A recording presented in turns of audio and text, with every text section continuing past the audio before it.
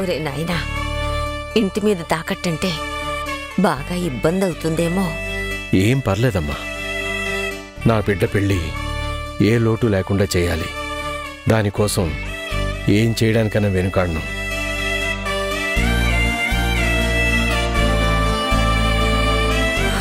నువ్వు ఒక్కడివే ఇవన్నీ చేస్తూ ఉండడం. నేనొక్కడినేంటమ్మా, మీరంతా ఉన్నారు కదా నాకు. ఆ ధైర్యం చాలు. గట్టిగా అనుకుంటే డబ్బులు వచ్చేస్తాయి.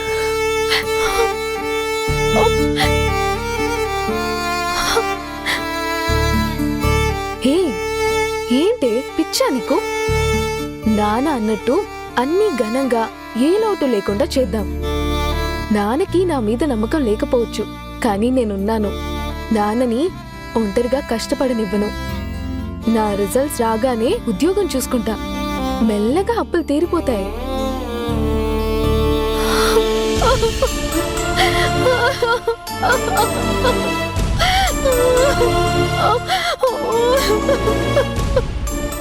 ప్లీజే, నువ్వు ఏడుకు.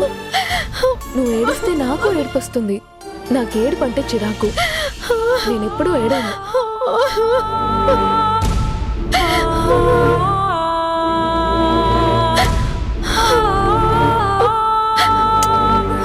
నువ్వు అమాయకురాలివే. నీకంతా మంచి జరుగుతుంది.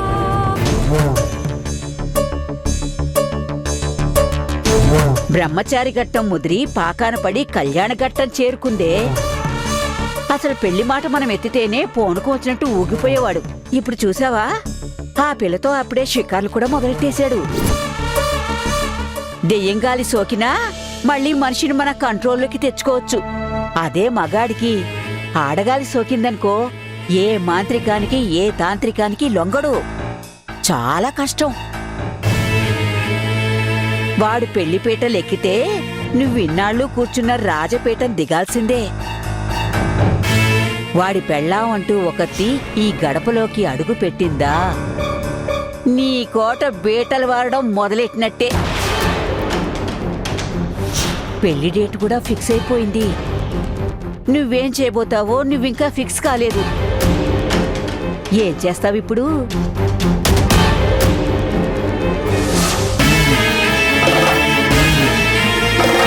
అమ్మా, నిన్నటి వరకు నా బుద్ధి బలంతో నా స్థానాన్ని కాపాడుకుంటూ వచ్చాను. ఇప్పుడు నా బుద్ధి బలంతో పాటు కండబలం కూడా అవసరమవుతోంది. నా తమ్ముడు కోటిని రంగంలోకి దించు. ఏంటి, నీ తమ్ముడు కోటినా? వాడెక్కడున్నాడో ఏం చేస్తున్నాడో ఎవరికి తెలుసు? డబ్బుల విషయంలో తేడా వచ్చిందని తోడబుట్టినవాడని కూడా చూడకుండా నువ్వే కదా వాణ్ణి ఎన్నో ఏళ్లుగా దూరం పెట్టావు. నా కొడుకుని చూసి ఎన్నేళ్లయిందో. పాపం, వాడెక్కడున్నాడో ఎలా ఉన్నాడో. నేనే పెద్ద డ్రామా క్వీన్ని. నా ముందే నటిస్తున్నావా? నేను నటించడమేంటే? అది నీ ముందు. చాలు నీ ఓవర్ యాక్షన్. నెల నెలా వాడికి డబ్బులు పంపించడం, ప్రతిరోజు నువ్వు వాడితో ఫోన్లో మాట్లాడడం నాకు తెలియదనుకుంటున్నావా?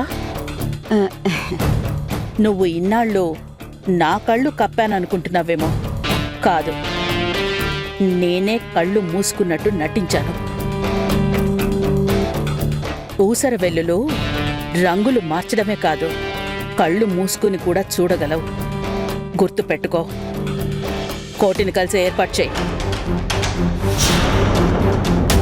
దేవుడా, దీని దగ్గర చాలా జాగ్రత్తగా ఉండాలి. లేకపోతే ఏదో ఒక రోజు నీ దగ్గరికి పంపించేస్తుంది.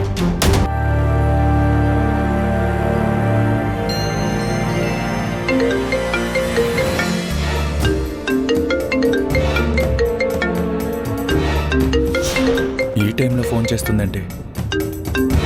హలో, చెప్పు. ఇంకా ఏం చెప్పను. నా పరిస్థితి మొత్తం చెప్పి మిమ్మల్ని బతిమాలుకున్నాను.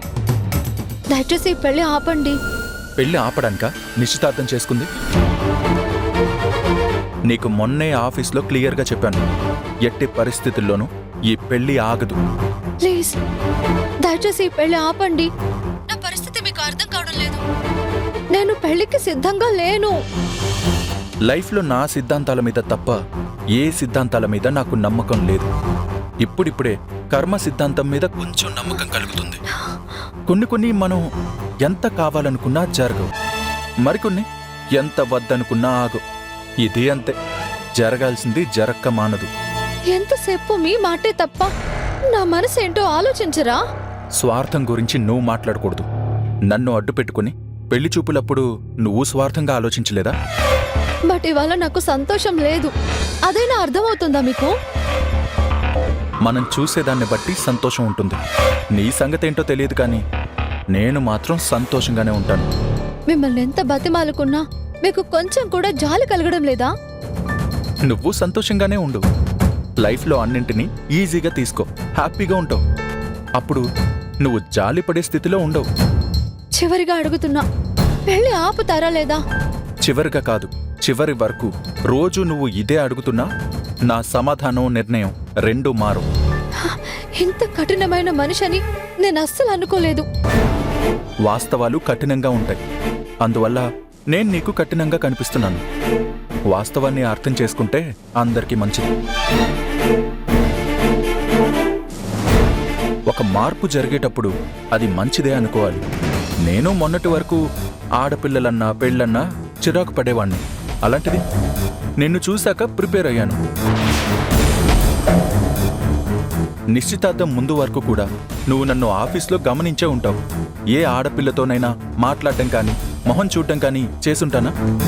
అలాంటిది నీతో ఇంతసేపు మాట్లాడుతున్నాను. టైం ఏం చేస్తాం, మారాల్సి వస్తుంది. అంతా మంచికే అనుకుంటే మంచికే, చెడుకే అనుకుంటే చెడుకే. నేను మంచికే అని ప్రిపేర్ అయ్యాను.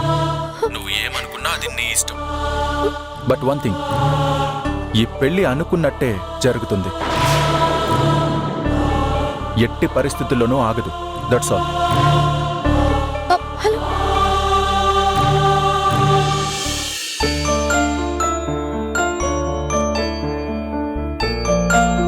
ఏమండి, కాఫీ? హ్మ్. ఏంటి, ఇల్లు చాలా ప్రశాంతంగా ఉంది. మీ అమ్మగారు పొరిగింటికెళ్లారులేండి. ఇదిగో, నేను అడుగుతుంది నీ రౌడీ కూతురు గురించి. అప్పుడే బయలుదేరిందా? పని పాట లేకుండా మొగరాయిలా తిరగడానికి? ఈ కాలంలో ఆడపిల్ల కొంచెం మగాళ్ళ ధైర్యంగా ఉంటే తప్ప నెట్టుకు రావడం కష్టం. మా అమ్మతో పాటు నువ్వు తయారయ్యావు ఆవిడ గారిని సపోర్ట్ చేయడానికి. అదంత కాని పని ఏం చేస్తుందండి? పరీక్షలు అయ్యాయి, రిజల్ట్ వచ్చే వరకు దాన్ని సరదాగా ఉండనివ్వండి. ఏంటి సరదా? అసలు ఎక్కడికి వెళ్తుంది, ఏం చేస్తుంది? అయ్యా రామచంద్రరావు గారు, మధుని నేనే రాజారావు అన్న ఇంటికి పంపించాను. ఏంటి, రాజా ఇంటికి దాన్ని పంపేవా? అవును. ఏదో అడవికి పంపినట్టు అంత కంగారు పడుతున్నారేంటి? కంగారు కాక మరేంటి, నీ కూతురు ఏమైనా తిన్నగా ఉంటుందా? ఆల్రెడీ ఒకసారి వెళ్ళి ఏం చేసిందో తెలుసు కదా. ఆవిడ గారు తిన్నగా ఉండరు. ఆ పిల్ల కొంచెం పెంకిదే కాని మీరు మరీను అన్ని భూతద్దంలో నుంచి చూస్తారు. చెప్పేదేదో మంచిగా చెప్తే వింటుంది కదా. ఆ, భలే వింటుంది నీ కూతురు. అయినా దేనికి పంపావా ఇంటికి? ముహూర్తాలు చూడ్డానికి హిందూ జాతకం ఇచ్చొచ్చారు కదా, ఆ, ఆ జాతకం పుస్తకం తీసుకురమ్మని పంపించాను. ఆ వాగుడికాయ ఎందుకు పంపావు? నేనే వెళ్ళి ఉండేవాడు కదా. ఎన్ని పనులు కని మీరు తిరుగుతారు? అన్నీ నెత్తినేసుకుని ఆపసోపాలు పడుతూ ఉంటారు. పిల్లలు ఎదిగారు కదా, వాళ్ళని పనులు చేయనివ్వండి, బాధ్యత తెలిసొస్తుంది. ఆ, అవును, భలే బాధ్యతగా ఉంటుంది. ఏదో ఉత్తరించేస్తానని ఇంకేదో గొడవ నెత్తి మీదకి తీసుకొస్తుంది. బా చాలే ఊరుకోండి. నీ కూతురికి ఫోన్ చేయ ముందు. ఇంకా ఆవిడ గారు ఆ ఇంటికి వెళ్ళుండ్రు. దారిలో ఫ్రెండ్స్తో బాతాకాని కొట్టి ఎప్పటికో వెళ్తుంది. రాజా ఇంటికి వెళ్ళొద్దని చెప్పు, నేను వెళ్తాను. మీరు మరీ అతి చేస్తున్నారండి. అయినా అన్నీ చెప్పే పంపాను. నమ్మొచ్చా? ఉమ్, ఏ ప్రాబ్లము రాదు. మీరు ధైర్యంగా ఉండండి. ఒట్టి చేతులతోనే పంపావా? ఆ మాత్రం తెలీదా నాకు? లడ్డూలు జంతికలు ఉంటే డబ్బాలో వేసి పంపించాను మహానుభావా. అలాగే తేనె మిఠాయి కూడా పంపించాల్సింది. అయ్య స్వామి, మీ ఫ్రెండ్ కాస్త వియ్యంకుడు కాబోతున్నాడనేసరికి మీరు మమ్మల్ని మామూలు టార్చర్ పెట్టడం లేదు, పెద్ద నాసైపోయారు. అంత మాట అనేసేమిటి రమణి? ఉన్నమాటే కదా అంటున్నాను. రమణి, నీ కూతురికి ఒకసారి ఫోన్ చేసి గుర్తు చేయి. అక్కడికి వెళ్ళావా, నమస్కారం పెట్టామా, జాతకం పుస్తకం తీసుకొచ్చామా అన్నట్టు ఉండాలి. నమస్తే అత్తగారు.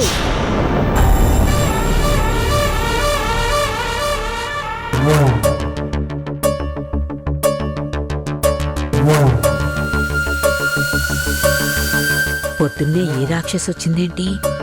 ఒంటి చేత్తో వంకర నమస్కారం పెడుతున్నానని తప్పుగా అనుకోకండి, చేతులు ఖాళీ లేవు.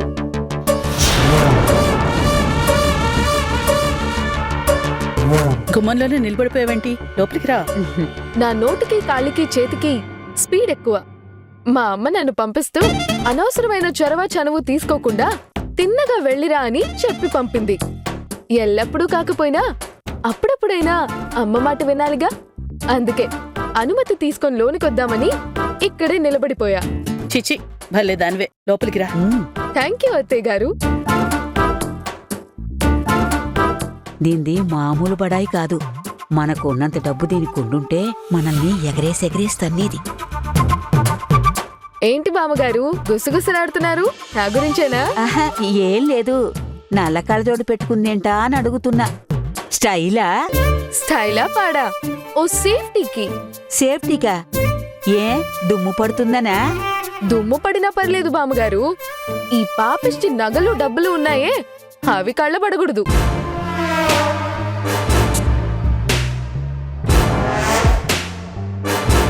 ఈ నల్ల కళ్ళజోడు పెట్టుకున్నామనుకో అన్నీ నల్లగానే కనబడతాయి కదా. ఇదిగో, ఆ రోజు కూడా ఇలా మాట్లాడే నా కూతురికి అనుమానం వచ్చి టెస్ట్ పెట్టింది. అనవసరంగా నీ వల్ల అపార్థాలు వచ్చాయి. ఇప్పుడు ఫ్లాష్ బ్యాక్ ఎందుకులే బామ్మా, ఇక ఏ అపార్థాలు రావు. నేను బాగా అర్థం చేసుకుంటానుగా.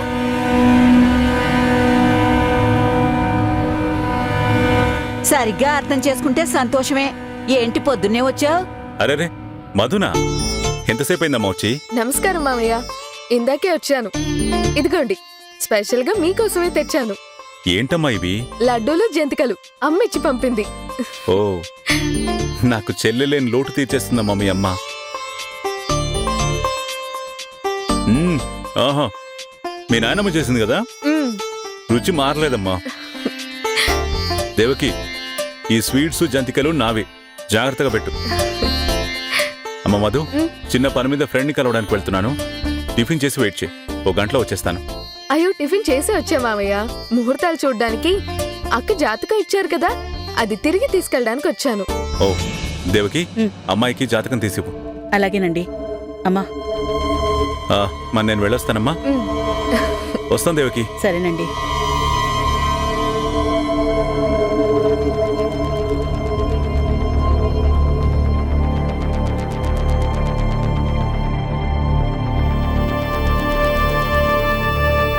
అత్త, ఈ నల్ల కళ్ళజోడులోంచి చూస్తుంటే కూడా మీ నగ తెగ మెరిసిపోతుంది. ఒరిజినల్ బంగారమేనా? అంటే మీలాంటి గొప్పోళ్ళు నకిలీ వేసుకున్నా ఒరిజినలే అంటారు. అదే మాలాంటి వాళ్ళు ఒరిజినల్ వేసుకున్నా నకిలీ అంటారు. మెరిసేదంతా బంగారం కాదు కదత్తా.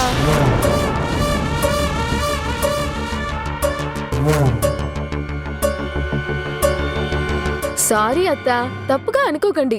ఈ పాడు నాలుక ఊరుకోదు. బుర్రలో మిగిలిన్నదంతా లొడలొడ బాగేస్తూ ఉంటుంది. అదే తగ్గించుకుంటే మంచిది. మరి మనం తగ్గించుకోవాలంటే తగ్గుతుందా? మన బుర్ర చెప్పేది వినాలి. మరి బుర్రలో ఏదైనా పడ్డదనుకో, అది క్లియర్ అయ్యేంత వరకు ఏది తగ్గదు. ఏంటో రేడియోలాగా నేను ఆగకుండా మాట్లాడేస్తూ ఉంటే అత్త అలా వింటూ ఉండిపోయింది. అత్త బుర్ర ఏం ఆలోచిస్తుందో.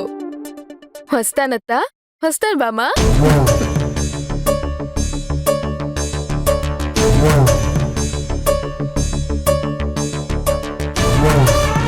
దీనికి నా మీద బాగా అనుమానం వచ్చేసింది.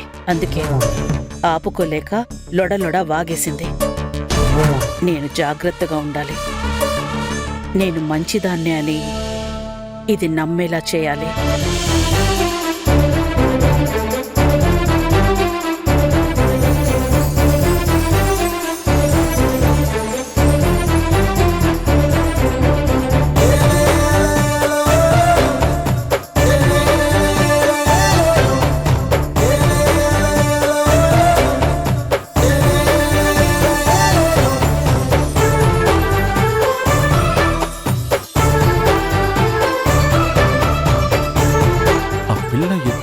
చూస్తుంటే అచ్చం నన్ను పొడిచిన పిల్లలానే ఉంది. ఏ అమ్మాయి, ఏ అమ్మాయి, నిన్నే ఇక్కడ పైన.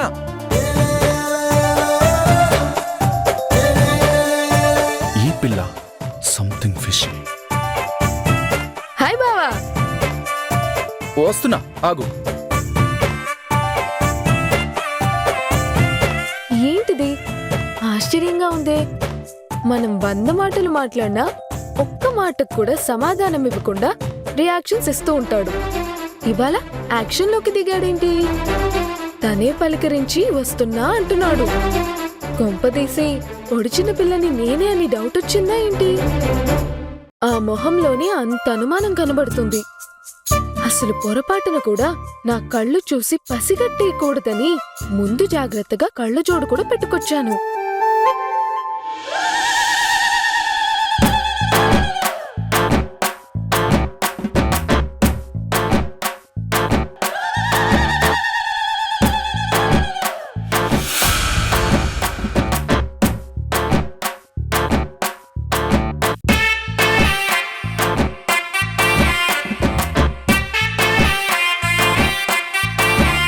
ఏంటలా గుచ్చి గుచ్చి చూస్తూ వస్తున్నాడు? కొంపతీసి నిజంగానే డౌట్ వచ్చేసిందా ఏంటి? ఏంటి బావా, ఇవాళ వర్షం ఏమైనా వస్తుందా? ఆశ్చర్యంగా నన్ను చూసి పలకరిస్తున్నారేంటి?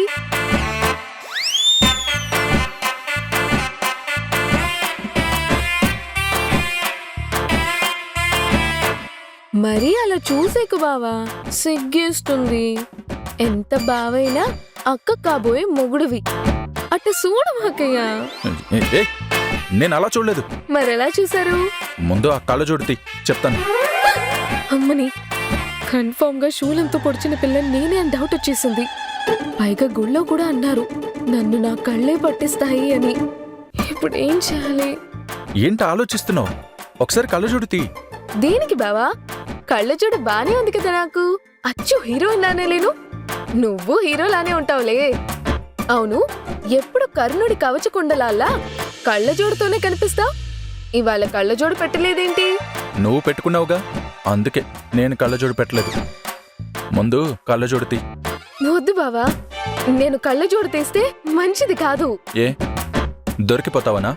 దొరికిపోవడం ఏంటి బావా? చెప్తానుగా, ముందు కళ్ళజోడు తీ. అయ్యో వద్దు బావా. కళ్ళజోడు నువ్వు తీస్తావా లేదా నేను తీయాలా? అయ్యో వద్దు బావా, ఆ తర్వాత పరిణామాలు చాలా దారుణంగా ఉంటాయి. ఎంత దారుణంగా ఉంటాయో నేను చూస్తాను. కళ్ళజోడు తీ. వద్దు బావా. ముందు తీ. బెదిరిస్తావేంటి బావా?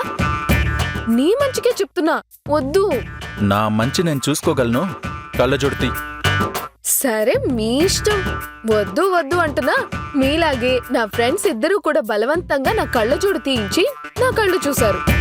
ఇప్పుడు వాళ్ళు కూడా కళ్ళజోడుతో తిరుగుతున్నారు. మడ్రాస్ అయితో నా కళ్ళు చింత నిప్పుల్లా మండుతున్నాయి. చూడండి మీ కర్మ. అయ్యో మద్రాస్ అయ్యా. అరే చూడాలి చూడాలి అని ఉత్సాహపడి ఇప్పుడు కళ్ళు మూసుకుంటారేంటి? చూడండి వద్దు. చూడండి, మీరు కూడా మద్రాస్ ఐ క్లబ్ లో జాయిన్ అవ్వండి. ఓకే చూడండి. చూడు వద్దు. బావా చూడండి, ఇప్పుడు మీరు చూడాలి. చూడండి బావా. నేను చూడు. బావా, బావగారు చూడండి బావా. నో. కళ్ళల్లో కళ్ళు పెట్టి చూడు. నేను చూడు. దమ్ముంటే మెడ్రాస్ అయ్యి చూడు. నన్ను వదిలే. బావా నేను చూడు. బావా. అరే బుద్ధుడు, సారీ. బ్రతికాన్రా దేవుడా. మధు, ఏదేమైనా నువ్వు జీనియసే. శబాష్.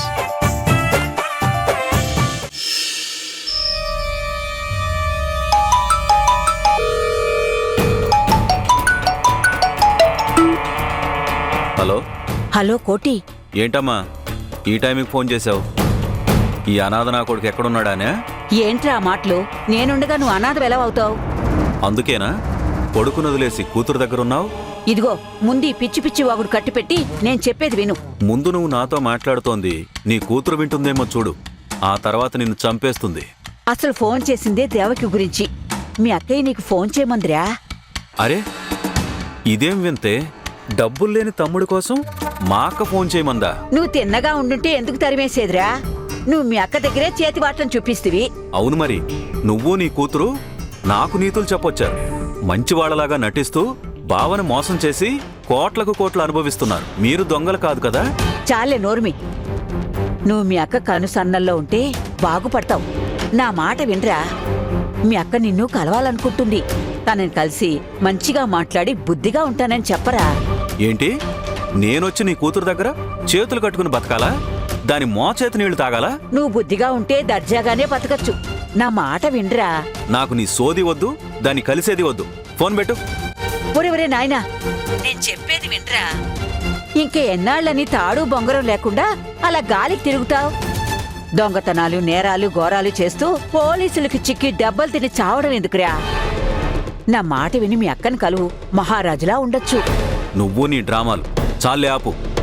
మహారాజులు అని చెప్పి నీ కూతురికి బానిసలా బతకమంటావు. నాకు అవసరం లేదు. నువ్వు పెట్టు ఫోను. ఒరే నేను చెప్పేది వినరా.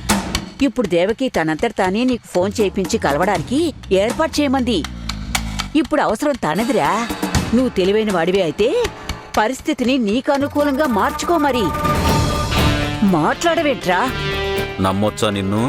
ఒరే, ఎంత కాదన్నా కొరివి పెట్టాల్సిన కొడుకువిరా. ఏదో విధంగా నీకు మంచి చెయ్యాలనే కోరుకుంటున్నా. అసలు విషయం ఏంటంట? దేనికి కలవాలంటోంది? అదెప్పుడైనా దాని మనసులో ఉన్న ఆలోచన బయట పెడుతుందంట్రా. ఏదో ముఖ్యమైన పనే అయ్యుంటుంది. సరే, నువ్వింతగా చెబుతున్నావు కాబట్టి కలుస్తాను. కానీ నేను నీ కూతుర్ని వెతుక్కుంటూ రాను. అవసరం దానిది కదా.